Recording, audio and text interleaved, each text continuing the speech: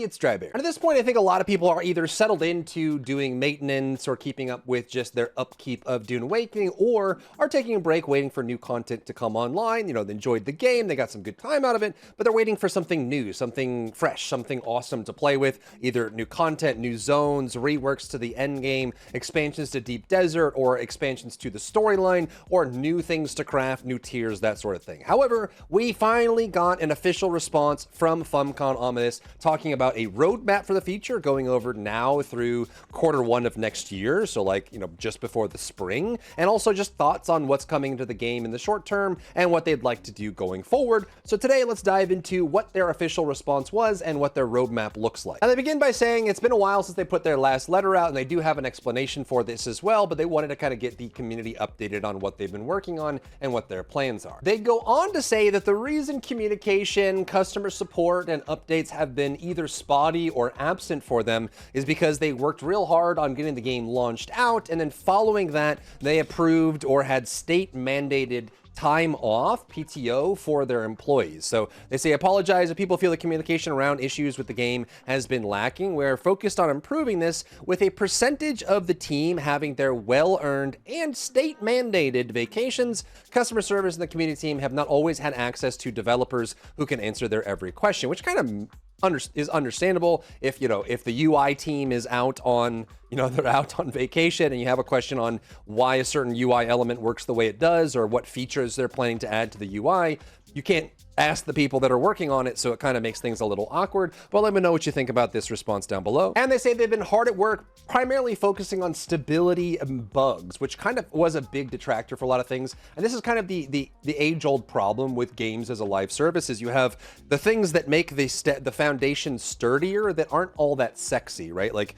bug fixes aren't going to get people to come back to the game if they already have put the game down to go play something else, right? Let's say, hey, we fixed this bug, or we made it so that the unstuck feature is better. If you're someone that's taking a break from Dune Awakening, that's not going to say that, ooh-wee, boys, ooh, it's Mr. Meesinks, I'm ready to go play again, right? It's just not sexy, it's not interesting, it doesn't attract you back, but it is something that you have to keep up with. So since the launch, they've been working on a lot on stability, bug fixes, crashes, features, and stuff like that really just bring the game to a more stable state. They say they've been playing whack-a-mole with bugs, cheats and exploits during the July month of summer. We've banned thousands of cheaters, fixed a bunch of duplication exploit bugs, which they really couldn't leave those to fester. There was a bunch of exploits that were causing Solari duplications. People were making millions of spice melange for free by cheating and duplicating. People were glitching into people's bases and stealing their stuff and then glitching out. People were blocking entrances to bases and making sure they couldn't get out. There was just tons of stuff going on. Then they shipped that patch that made everyone's base get destroyed because it was in the wrong area. There's bugs where the worm was destroying things that were in safe zones, tons of massive issues, and they've been kind of trying to fix that as they go along. So we've been working to achieve a cadence of patches that allows us time to make stable and consistent fixes while being fast enough to address issues like exploits before they got too far out of control. And they go on to say that this week, like, Gamescom just started a few hours ago, so they're working on like the opening night of Gamescom, but now through the rest of the week, they're going to be doing tons of Gamescom events, and they do say that for Gamescom, the Funcom will be announcing Chapter 2 for Dune Awakening, a free update, and the Lost Harvest DLC, our first major additions to the game, which we'll be releasing in parallel. And once that goes out, I'll probably cover a video on that just so you stay in the know. Some of you will know that while Chapter 2 and the DLC add new content and cosmetics to the game, they are not focused on the end game. This is because Chapter 2 and the DLC were planned to begin development before launch, before they got feedback that the end game wasn't good enough, though. Granted, I would say that in the closed beta and even in the open beta weekend, people were still kind of theorizing on that and talking about it, but they're saying that this was all planned prior, so this is just kind of more stuff that's just being added to the game that isn't really changing the fundamental game loop or the end game processes. And they just say, take a look at the roadmap below. You can see both free updates and paid DLCs planned for the near future and our monthly development cycle as it pertains to player feedback, bugs, and cheats. To which they dropped this roadmap on us here. So you kind of have to decide what it is you're looking for out of Dune Awakening in the near future and beyond. It seems like we're going to be waiting until January for some major changes, like huge revamps and content changes to the end game and all of that. But there is stuff coming in the short term. So they say with September, so, you know, in a couple weeks here, they plan to do Chapter 2, which is a main story expansion. So more cutscenes, more development in the main story. And I think that, you know, even though it was relatively short, it was like maybe 8 to 10 hours of story content, which isn't crazy long in general, but it did have some cool cutscenes, character development, and let me know if you actually enjoyed the story of Dune Awakening. But they do say that the main story will be continuing. They will add the ability to re-customize a character that's already been created. This is kind of like a small request, but I think it's pretty awesome for people that just want to change the way their character look without remaking. I also hope that in the long term, they offer opportunities for us to be able to make new characters and then fast track the progress. One of the main gripes that I have with, you know, say I have a friend on a different realm or different world that I want to go start over with. The problem is when you start over with a character, not only do you have to collect the materials and work your way up the tiers, which wouldn't be a big problem for me.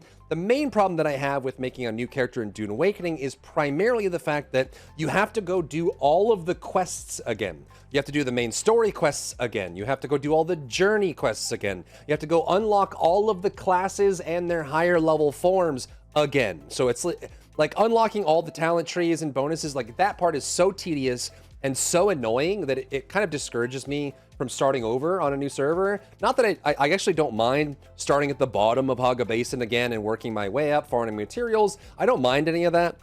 Working up to Deep Desert. What I do mind is going to the planetologist again and doing his 12 quests or 10 quests to unlock all the different talents, and then finding the Bene Gesserit trainer again, and then doing all 6 of her quests, and then going to the Mentat trainer again, and doing all 8 of their quests, and it's too much. I feel like it's too much. If you want to start over, I feel like if you've already completed all of those on one character, it would be nice to be able to just have that transfer over, even if you start at, you know, level 1 naked and afraid at the bottom of Haga Basin and you have to work your way through the tiers again. I don't mind doing that, but the sheer amount of quests that you have to complete on a brand new character is really intense. So I really hope that along with, you know, making an existing character more viable with this, I hope they actually add things into the game as well that make it so that they can remove the need to repeat very like one-time things that are very annoying to do again.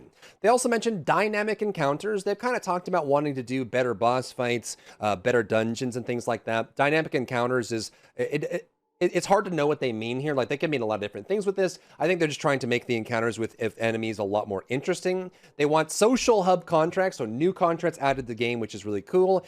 New deep desert layouts. Now, this could be very minor, like adding new rock formations and stuff like that, or it could be major. So I really want to know what this actually means to them. Does that mean that we're going to get like a completely different deep desert? Or what is probably more likely is just going to be, you know, the rock patterns are a little bit different and there's different places for the Landsraad areas and capture points, but hopefully there's a little bit more to that as well. Then they have new archetype armors, so no new armors is always nice, and then new height hairstyles and tattoos, and they say and more. They also will be offering a brand new DLC as well, so Lost Harvest. This one is going to be a paid DLC. They kind of confirmed, they've been talking about this all along, so we should expect this is coming. A new vehicle. I hope this is potentially an Ornithopter or maybe a ground vehicle that's a little bit easier to use in the deep desert without needing a carrier, like maybe something fast enough to outrun the worm, or something that can get off the sand for brief periods of time, like a hover bike or something like that, or like a slight flight or something, or just a new class of Ornithopter that shifts up the meta and makes things more interesting in more ways. Maybe more of like a light fighter, or, you know, an escort vehicle or something like that.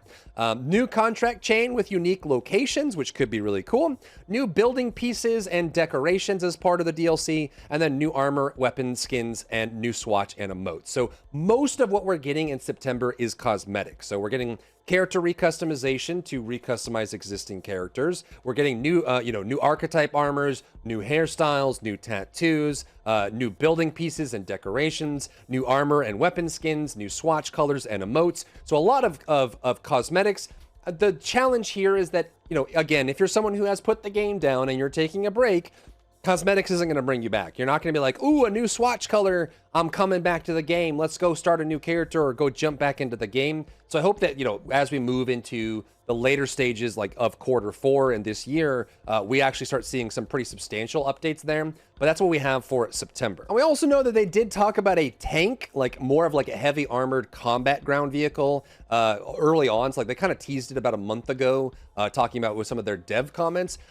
Again, like as I mentioned earlier, one of the challenges with ground vehicles, especially as it stands right now, is because especially in the deep desert where the amount of sand that you're covering on a ground vehicle is so large, you almost require a carrier ornithopter to get you from ground to ground. So my concern with a pure slow-moving tank in this game is I feel like it would just get outclassed by ornithopters anyways. I feel like they would need some new device, like a ground device or a deployable or some state that would allow you to actually move those over. Otherwise, you're just going to have landlocked ground vehicles that are sitting in one single spot in the deep desert and require a carrier ornithopter to move them from place to place before they become viable.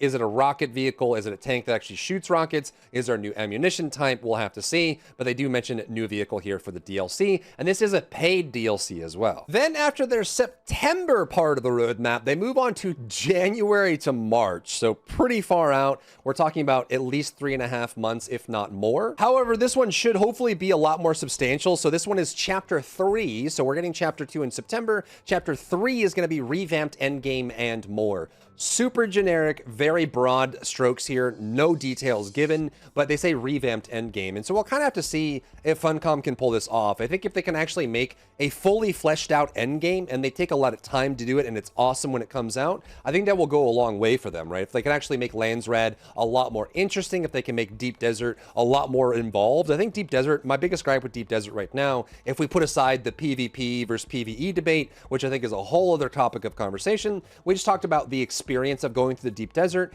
To me, it feels very barren. And I know someone's, commenters are going to be, they're going to be enticed to say, haha, it's a desert. Of course it's barren. Of course it's empty. What did you expect from a desert? But in general, it just feels like a lot of times you're just flying around waiting for something to happen. There's occasional spice plumes here and there, and you get the resources you want. But it feels like, at least in the deep desert, more than half the time, you're just waiting for something to happen or traveling to get to somewhere. So I really wish the deep desert would be a lot more lively. I think if they can add more events like the spice plumes and like the crashed ships, like imagine if we had like 6 to 10 events like those, like crashed ships, or maybe like an earthquake or a big, sand pit appears and there's an antlion inside of it, or like there's rock falls and tumbles, or there's like an orbital bombardment that comes down, or the Sardaukar invade the deep desert and start trying to break people's bases and stuff like that. If they can add a ton more dynamic events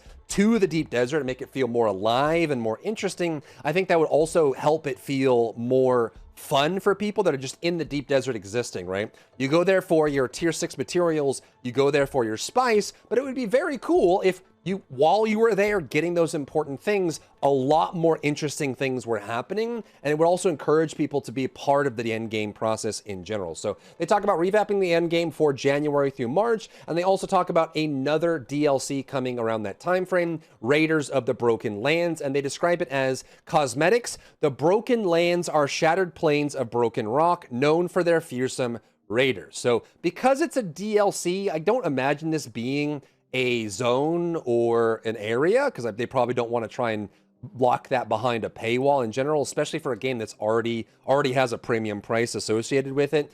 This is probably just a bunch of armor sets and swatches and stuff like that, but another paid DLC coming in Q1. Then they move on to Q2 of 2026. They talk about Chapter 4, so we'll kind of see what their content cadence is going to be like once we see Chapter 2 next month in September.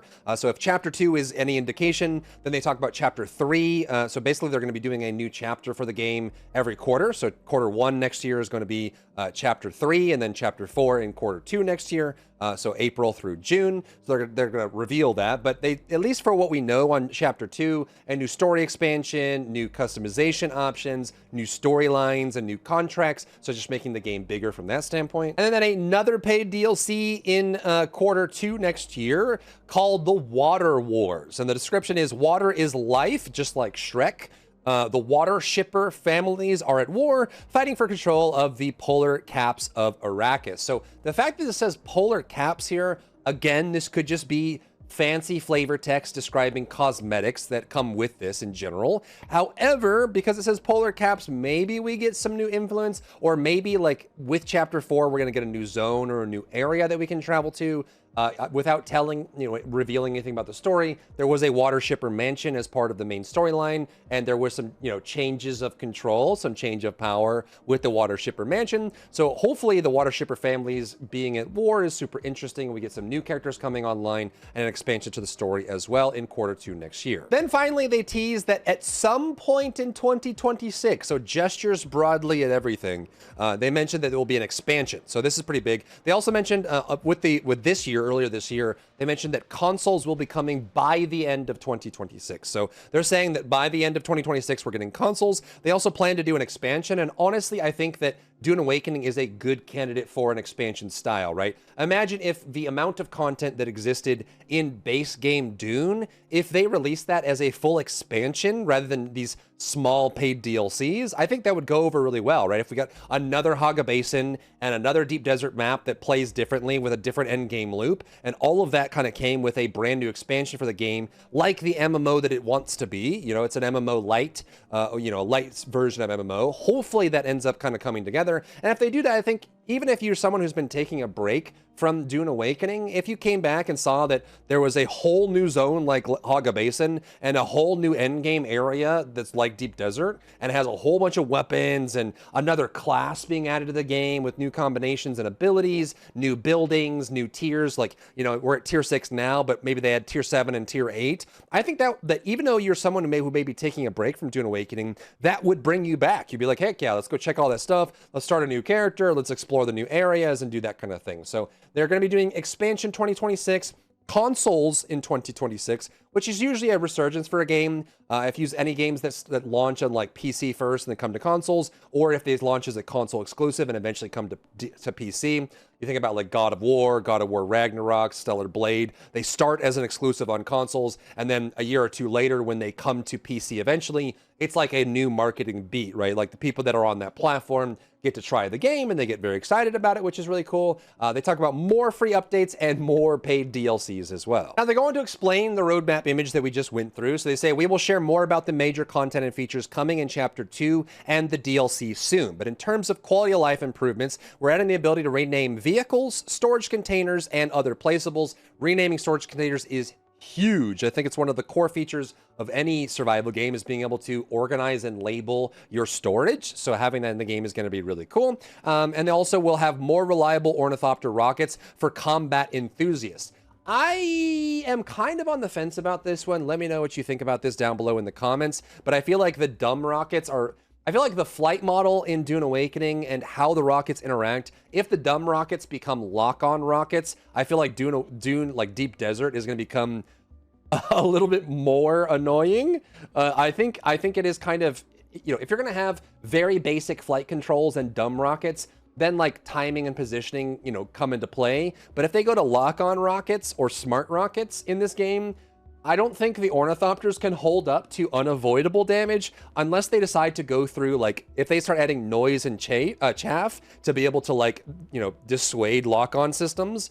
Then if they go down that road, great. But if they have lock-on systems with smart rockets without any noise or chaff, I feel like it's going to be way too easy for people who outnumber you to be able to completely shut down your Ornithopter, regardless of how much boost you have on it. So I'd be very curious to see how they implement smarter combat. So like more reliable Ornithopter rockets kind of concerns me, but let me know what you think about that. And the highly requested option to swap seats in a vehicle with a hotkey. They actually teased this before the game even came out, so I'm surprised it's taking them so long, but getting in there is going to be great.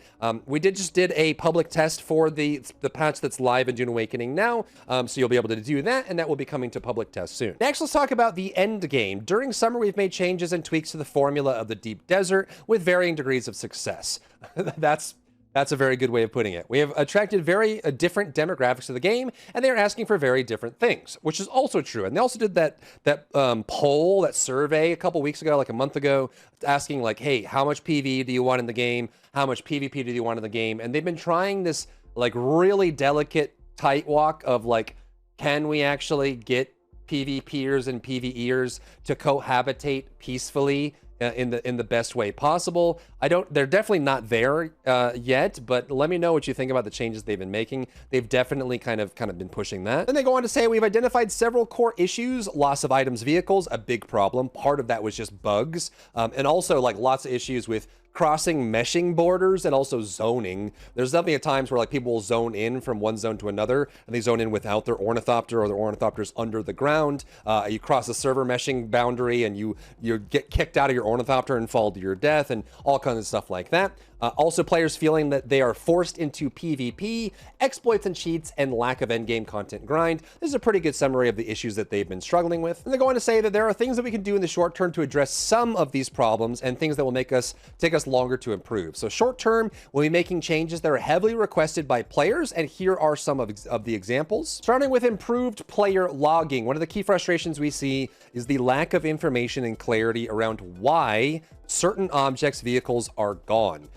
Especially like even the logging in PvP and stuff doesn't actually update correctly. Sometimes it attributes things to the environment that was a cause of another player. Sometimes things get attributed to the player when they're actually a bug or some kind of systemic issue in that sense. So one of the key frustrations is the logging. So they will increase the information in your logs so that you have a better idea of what is going on and what's happening to your stuff. For example, listing the names of people who take things from chests in your base. The next one is a big one, and I think, we have a small amount of this. So if you lost a vehicle in the deep desert, or you lost a vehicle to a sandstorm or something, you can still go and dismantle some of the parts from that. You can't save the chassis, but you can save some of the parts and components, and then you can go and repair them if they're not too damaged or too broken. So you can actually have that there, but they are working on a vehicle salvaging system. We're working on a vehicle salvaging system that allows you to recover lost vehicles. So whatever form this takes, I think this is going to be really great. I wish you could just go to the location of a messed up vehicle and completely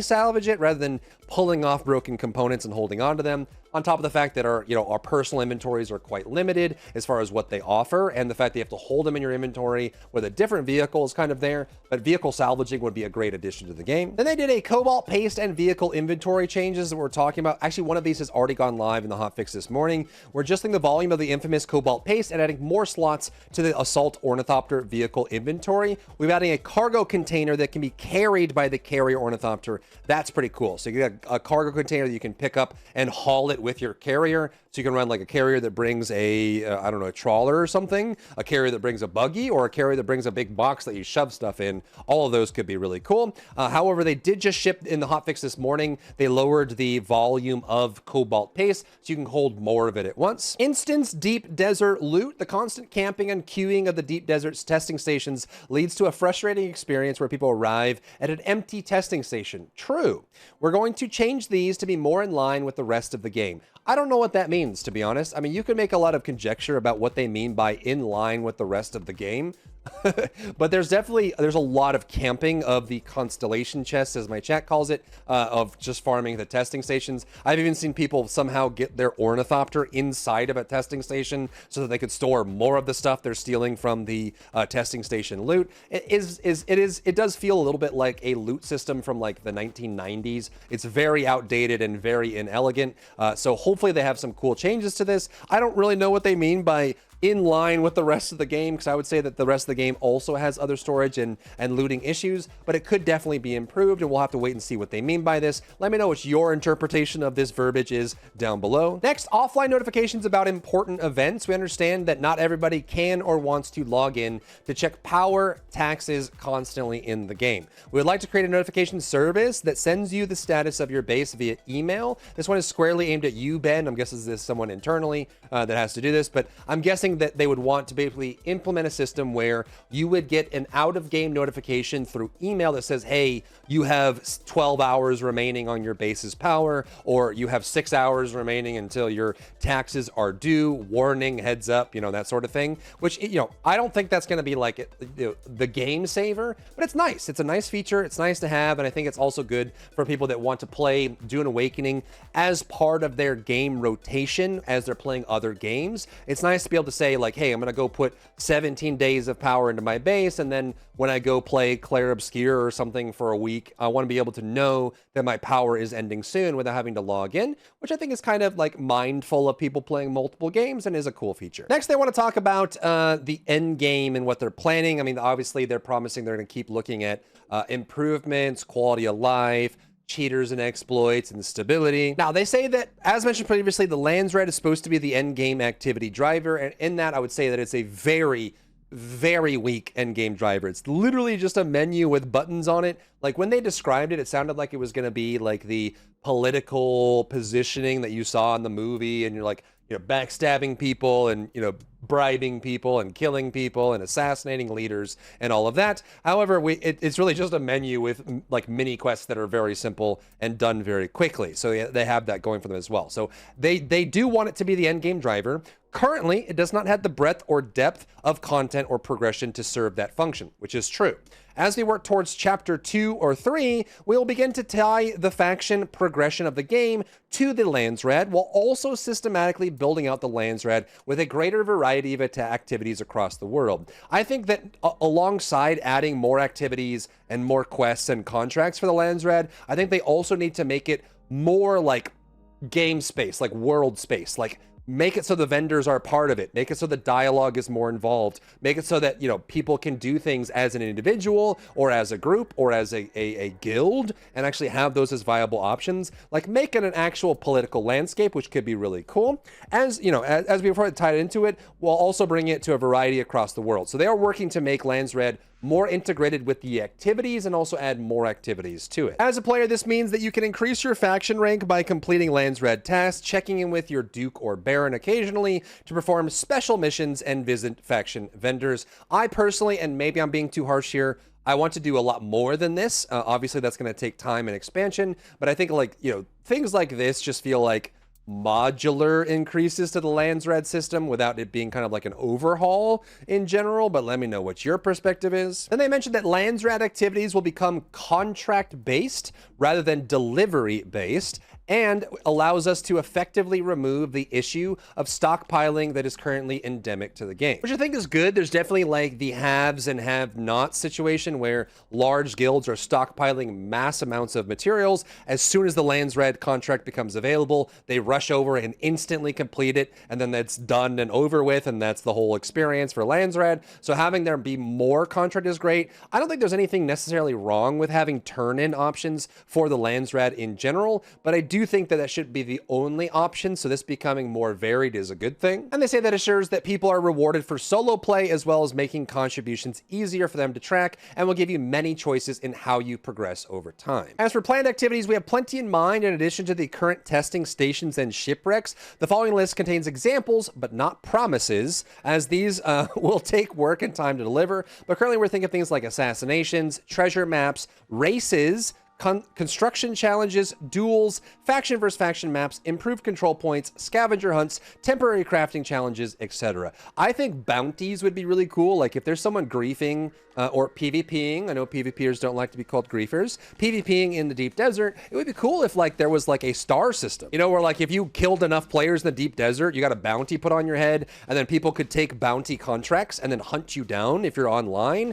Maybe there was like a mix of like NPC bounties to do, and sometimes you get player bounties as well, and you can hunt them down and try and kill them off or something like that. I think that'd be really fun and cool. Treasure maps sound cool. Races seem really fun, and it would give us a reason to do sand bikes a little bit more, or maybe there's an ornithopter race as well, which could be fun. Having like maps and improved control points, scavenger hunts, or looking for buried treasure, stuff like that I think would go a long way in adding variety to the end game rotation of Dune Awakening and make it come alive a lot more. They also say that the activities mentioned will make use of the overland map, spawning in new maps as required. We have always wanted to flesh out the overland map over time, and this will boost that along, which is interesting to me because they actually promised that the overland map would be a lot more active for launch, and it just wasn't. They talked about how every time you go to the overland map, you'll run into these impromptu dungeons that pop up out of nowhere, and you can only see it for like a couple minutes, and then you have to jump in, and it'll be your own instance dungeon and special loot with a brand new layout and interesting bosses and all that. And I feel like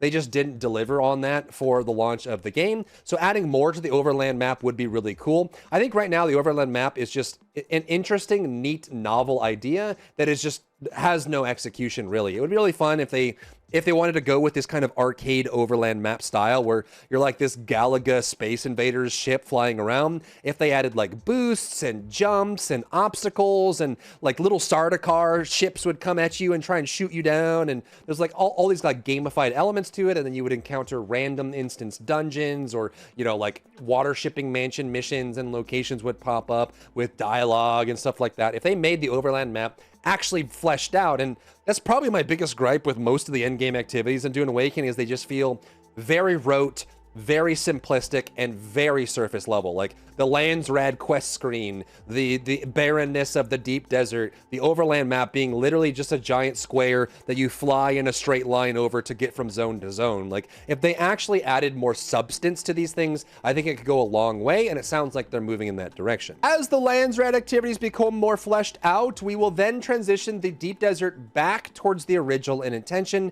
a sandbox area where players can compete for control of the spice. We will continue to iterate on the deep desert, adding no-fly zones to enforce ground combat, adding more layouts and more variety and challenge, and ensuring that there's clear progression. We are experimenting with the tech behind the deep desert, and if things go well, you will experience the deep desert in a much more stable environment. So they're kind of hinting in the fact, or maybe just outright stating, that they want the deep desert to go back to full PvP, but because it's literally the only end game zone that we have, they're trying to make it accommodate for both PvP and PvE. But I think that would be great. Like if they opened up the deep desert again to be full PvP with some areas for ground combat, some areas for aerial combat, and kind of improve that, and then add other activities for people that don't want to do the PvP zone, right? Like any MMO that has battlegrounds or frontiers or whatever, you can choose to do it, but there's other things for you to do. If they want to accomplish this MMO light they keep talking about, then I think they really need to move in that direction. And it sounds like that's what they want to do. And they're experimenting with some things internally that they're not comfortable commenting about at this moment. So that is where we're at with the roadmap going forward. So we have September with Chapter 2, a new paid DLC, more cosmetics, a new vehicle, things coming out with that. Then going into the start of next year, they plan to do a Chapter 3, more campaign expansions, more stories, reworks to the end game, the deep desert and Landsraad alike, as well as more activities for the overland map, and also working towards the, you know, expansion, console release, and long-term activities for the later half of 2026. So if you're, you know, let me know what you think about all this, where your head is at on Dune Awakening. Also, let me know if you're someone who's still playing regularly or you enjoyed your time with it, but you're taking a break from now. I feel like a lot of people are kind of in that boat right now where they're just like, they've explored all of the deep desert, they've crafted all they wanted to craft, they've seen all the novelties of it, and they've gotten through it, and now they're just kind of bored and they're waiting for new content. Even if the people that really like the game, I feel like, are starting to take breaks from it. But let me know where your head is at and what you think about this roadmap and their verbiage for their post down below in the comments. If you found value in today's video, leave a like down below, leave a comment for the algorithm to help this video get seen by more people, and don't forget to check out my other channels for other content and other stuff and other things.